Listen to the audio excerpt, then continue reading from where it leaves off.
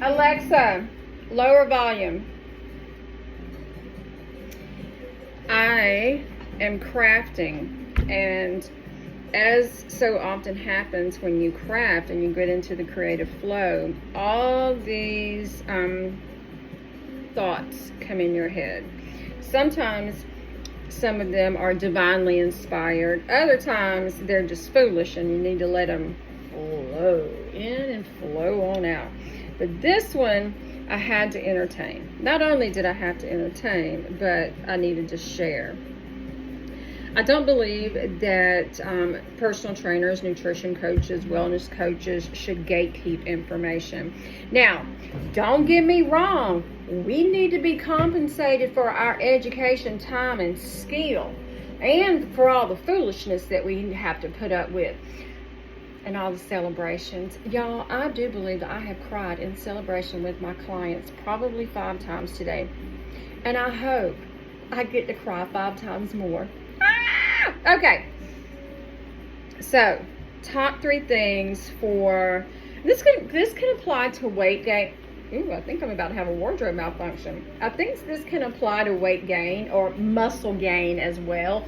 But right now we're talking about body fat reduction. So I want to tell you like the three phases, okay? So if you're starting out on a body fat reduction, hear those words. Body fat reduction, because we don't want to just lose weight. Weight is made of 2 different numbers, body fat and lean muscle mass. This is longevity. This is the key to life right here, okay? Lean muscle mass. This, we have to have some of it, but not a lot of it. So how do you bring, so it really kind of doesn't matter what this top number is sometimes. It's what's going on below the surface. Like when you go and swimming at night, did anybody see Jaws? Remember they went swimming at night? It didn't end well for the woman that got naked and got in the water. We need to be able to see what's going on beneath the surface. Okay, now, when you're starting out on a body fat reduction diet or new lifestyle eating choices, not a diet. Let me rephrase that. So when you're starting out on your journey, very few people can just jump into a caloric deficit. Okay, so very few people should jump into a caloric deficit. Most folks, me included, most of us, we've been yo-yo dieting back and forth, hadn't been consistent, been feeding ourselves crap more than 80% of the time. Now 20% of your life you're only eating, I mean, if you're eating, like some little less than ideal, less than quality choices, y'all, that's fine. It really, really is. Nobody wants to be perfect. That's boring. So 80% of the time you want to eat, for optimal performance. Twinkies and Pop-Tarts. I don't know why I pick on Pop-Tarts so much, but Twinkies and Pop-Tarts, my favorite, oatmeal cookies, I'll eat the whole jar of peanut butter. But those aren't quality choices or the quantity. Okay, let me get back on track. So most of us, we don't need to jump into a caloric deficit. What we need to do is honor our body and start to heal our metabolism so that it can function properly. We can start to heal up inflammation and bring down stress levels so that our body can start functioning ideally. Then, and you know what? What's so freaking cool is that when you do that, 9 times out of 10, most people will drop anywhere from 5 to 15, sometimes 20 or more pounds in just a few weeks. Yeah. So what we do at first is we give our body good building materials. Okay. So once you give your body good building materials, you start to love on it with stress management skills. You start to respect your spiritual house, with different tools in your toolbox, like meditation, devotion time, or just, giving yourself some peace and quiet or some rest, enacting boundaries so people respect you. So when you do that, and you've been doing that for several weeks, inflammation comes down, peace of mind gets better, you're starting to, you'll have less bloating and less swelling, your digestion typically improves. Did I say your mental faculties, they improve as well? Because when you start giving your body the optimal resources that it needs, it can start producing all the feel good stuff, like GABA and serotonin, oxytocin. It can start producing all those feel good hormones. Also, your appetite signaling gets back on track. So you start to understand, especially if you've been doing journaling, you'll start to understand, oh, I'm hungry, or no, you know what, I ain't hungry. I'm emotionally eating. And food is never going to heal what somebody else did to me or the mistakes that I made. The answer's not in the food. And you start to identify that and make better choices. And seek out some professional help if you need to, because y'all, our mental health, we need all the support we can get. Now, once you went through that phase, that beginning phase, the preparation phase, because for any journey you need prep. It doesn't typically bode, remember the girl from Jaws? It doesn't typically bode well when you just run on out and do stuff. Not typically. So we want to be prepared as best we can for our journey. So let's heal. Let's do some healing first, okay? After you've been doing that, and also, you know what happens during that phase? You start to develop consistency. You start to develop a system for things, and you start to create the environment for success. Okay, but because most of us think too much, we just be overthinking. So if you create a system of habits, create the environment for success, when you start out on your journey, caloric deficit, then you just put one foot in front of the other and you just keep on going. And you just work the plan. Turn your brain off and just do the thing. Now, when you're ready to go into a caloric deficit, you want to do it gently. And there's only two ways to get into a caloric deficit. Ideally, you want to combine both, so you have a double power. Remember the Wonder Twins from the Justice League, those Saturday morning cartoons? Wonder Twins, activate! Pew pew! Okay, so Wonder Twins, we got double power. So caloric deficit, you gently, ever so slightly, it's a little whisper, a seductive whisper. Ooh, wow, chicka, wow, wow. It's just a little seductive whisper of a caloric deficit. Okay, so calories is just nothing but energy you get from food. So you're just going to reduce the number of calories that you're eating.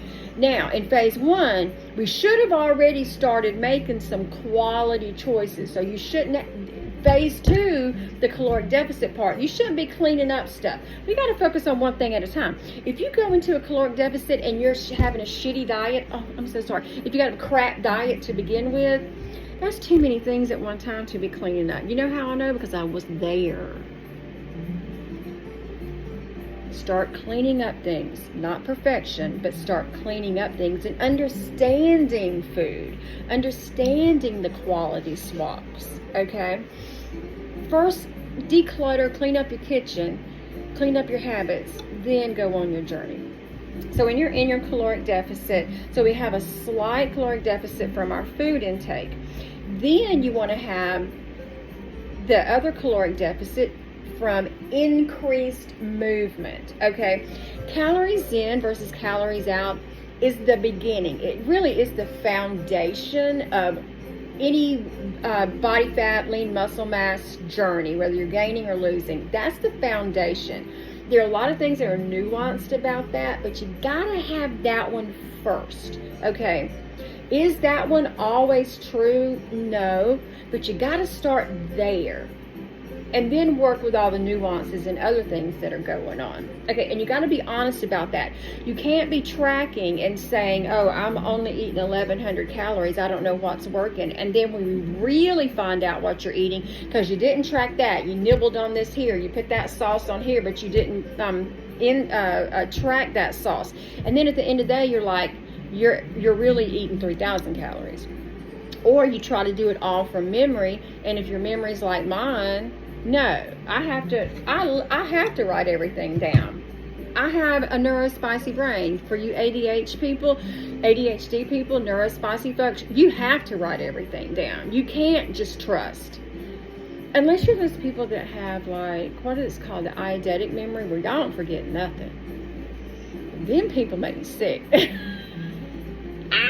They're like, on December the 23rd of the year 1972, you wore this shirt and said this thing. You're like, dang, I can't get away with nothing. Well, that's your tracker. You can't get away with nothing. Your results will speak for themselves. So if you're tracking 1,100 calories, or you say you're tracking 1,100 calories and the results aren't speaking for themselves, then you lying somewhere. You're not being accountable. So anyway, you want to be accountable. You want to be honest with what you're actually tracking. So where did I get off track? Lord, I got off track. Okay, so you want the other caloric deficit to be from your movement. Okay, and you want your daily movement to be greater than what you're doing now.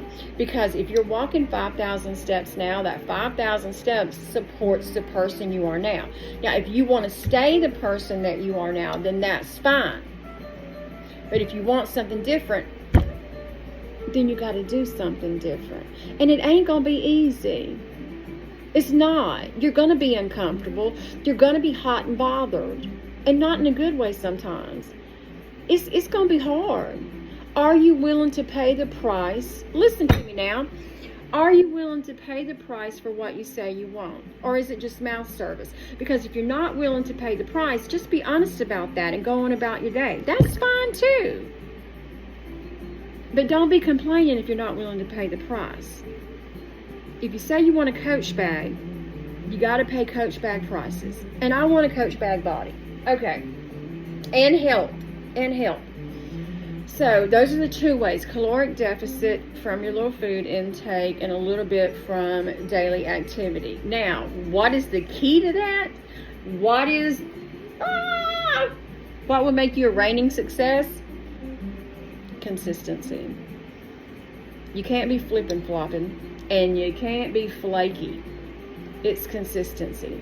You have to show up, even if it's only 1% better, like they said in Atomic Habits. You have to show up. You have to. There's no other way around it. There's none. Ask anyone who has ever accomplished anything. Even ask people that have lucked up and won the lottery. If they were not a person of consistency with financial stewardship, if they didn't have the environment and systems in place to support their goal, all them people lost that money, every single one of them. So you have to slowly create and develop the environment for the person that you're becoming so that you can become that person and sustain that new person. It's a process. It's a process. Like right now, I'm making this bag. Okay, and even though it's a quick project, there's still steps involved. And I wish I could do it in about 5 minutes, but it's taken me about an hour and a half. It's working my nerves. But it's a process. And when I get done, you're going to see me around town and on video with my logo on my bag because I'm making it myself. Yes, I am making it myself. It's a journey. Okay, and then you know what happens when you start showing up, y'all, I'm so dramatic. When you start showing up consistently and you get to your goal, oh my God, you get to your goal. It's amazing. Okay, get it together, Catherine. It's amazing. But this is where the hard work comes in. You think you had it hard before. Nothing compared to maintaining it. Yeah, that's why it's so important that you have the systems and the environment in place, and you go about the journey slow so that you can become the new person and not just be dropped into it like the people that win the lottery. You don't want to just be dropped into this new body, this new health, because you don't know how to take care of it. You don't know how to maintain it. And what's required during maintenance is different than what's required during a caloric deficit, because you're not in a deficit anymore. You don't need to reduce or limit those calories, and that movement will need to support the new person that you are. So you have to go through all those changes. And if you listen to that last part really carefully, I just explained to you why most people can't maintain a weight loss. They can get the weight off, but can they keep it off? If you go through these trendy fad diets and stuff, that does not create a sustainable lifestyle. You have to have it for that trend, for that fad at that moment. You haven't created and you haven't gone through the holistic transformation for the true new person that you want to become. So, beginning phase is preparation of your journey. Second phase is whatever you're doing, whether it is a lean muscle mass gain or a body fat reduction phase. No, you typically cannot do those at the same time. No. The only freaks of nature that get to do that are people that are first starting off on their journey. If you've got about less than 1 year of working out, especially resistance training, you're the freaks of nature. You're the only ones that get to do that. After that, suck it up, buttercup. You got to focus on one thing at a time. Okay, so we're focusing on our goal, caloric reduction, a caloric deficit, consistent every week. Every week you average, and you're tracking so that you know, so that you become aware of what you're putting in your face. Do you have to track the rest of your life? No. That would be hell, pure hell. But you do need to track in the beginning so that you become aware of patterns and you become real, ugly, honest with yourself. I haven't worked with a client yet, even myself included, when I don't track about what I actually eat, because I'll forget sometimes. Oh, that little splash of coffee creamer that was supposed to be 2 tablespoons, but it tasted so good I actually ended up putting like a half a cup and turned my morning beverage into ice cream. Yeah, that. The cookies that you ate that you thought, oh, well, I'm only eating 4 cookies. Surely this is 400 calories. No. You ever looked at the calorie count of an Oreo? Them things are high. So it's being really honest with yourself consistently, every day, every week. Compounded interest, okay? Once you're in that phase, typically you only want to stay in that phase for about 12 weeks, and then you need to take a break, a mental break. You need to give your body a little break too. And no, did I mention anything about cheat meals? You can't cheat life. No, you develop a lifestyle. You can have and I don't even want to say a reward, because rewarding myself with something that's toxic and poison is not a reward. But we are human beings, and we should not deny ourselves little, I don't even want to call them, I don't want to call them a treat, because it's not a treat, but you know what I'm saying, less than quality food. You do not want to deny yourself the pecan pie at a holiday event. That is absurd. Should you take an entire 24/7 off, 1 day off, and consume whatever you want, which will probably throw you out of a caloric deficit? No. But if you have one item every blue moon when you're in your journey, your caloric reduction phase, you're fine. But not a whole day. One little item once a week. That is it. And actually, some of my clients don't even get that. Okay, so for that block of time, about 12 weeks, you're sticking to your goal. You can come out. If you haven't reached your goal, you can come out, have a little break. Okay, you come over to like the maintenance area, you just kind of hover, you're in purgatory, and then you can go back into your caloric deficit. But you do need what we call a diet break. Okay, it kind of resets and revitalizes you like you're going on vacay. Dang, I didn't mean for this video to be 19 minutes long or 20. But you're gonna keep on going.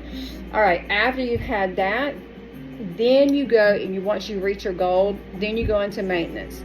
Then you have to have a whole new plan. A whole new plan. Because you're a whole new person. Okay? If I bought a new house, and got decluttered and got rid of some stuff, God forbid if you have roaches, but if you did have roaches at your old place, toxic behavior, okay, if you brought them new roaches to your house, I'd be mad. Oh my God. No. So we leave all that in the past, and we have to have a new plan, because we new. Make sure whoever you're working with, even if you're doing it yourself, that you plan for maintenance and you take your journey slow, that you can grow into the person that you need to become, or you ain't gonna be successful. No, you won't. No, you won't. Even people that have like bariatric surgery and stuff, I can't even begin to tell you how many people that I work with and have seen and know personally that even after the surgery, lost all the weight, that didn't become the new person, didn't change their life, gained it all back and then some. Every single one of them. Yep. Yep-a-rooney. All right, that's it. It's time for me to go iron on my logo. All right. I'll probably put, well, you'll see it. You'll see the picture of my bag. I already made my t-shirt. You know what my t-shirt says? It says, you will never out-train or out-medicate a bad diet.